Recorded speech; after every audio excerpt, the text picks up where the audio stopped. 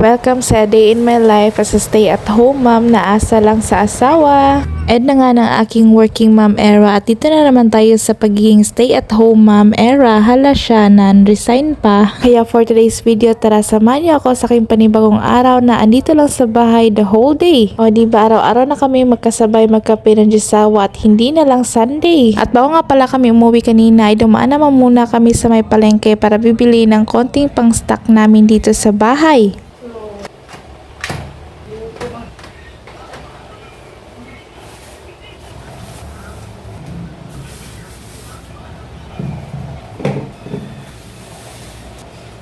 Sabi nga talaga ang presyo sa mga gulay ngayon kasi yung mga gulay sa may Gedli ay umabot ba naman yan ng 250 pesos.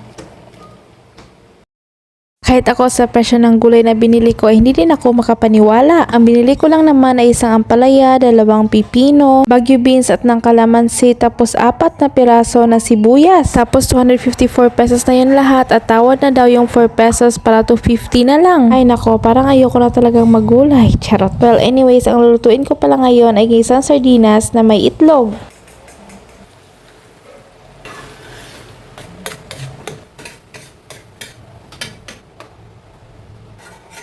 At papartneran ko nga din yan ng tuyo.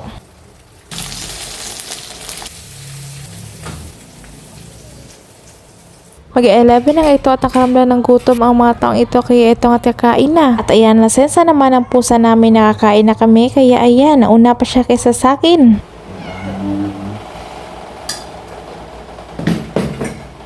O diba, galit na galit yan pero hindi na naman yan kakain ng tuyo. Ang pambaon pala ng anak namin kanina ay yung sausage at meron pang natira kaya yun ang binigay namin sa kanya at abay hindi din kumain. O diba, gutom na yan siya pero hindi din naman kumakain ng ulam namin. Sina kasi yung chicken o di kaya yung isda ay aba naman. Binigyan pa nga namin yan ng isa at hindi niya talaga kinain at ayan na-stress na naman ang Diyosawa sa kanya. Pagkatapos nga namin kumain ay nagpahinga nga lang saglit tapos maya-maya ay eto nga at magsusundo na naman ng anak namin. 1:30 nga ito ng hapon at grabe sobrang init. Tapos ayan, naglaro na naman ang batang ito kasi nga pagkasundo namin ay nauna nga silang mag-dismiss. Pero nga nagtitinda dito sa may harapan ng school nila ng Angel's Burger kaya eto nga kakain daw siya. Ayan, iba talaga ang ngiti ng anak natin kapag mapagbigyan ng kanilang gusto.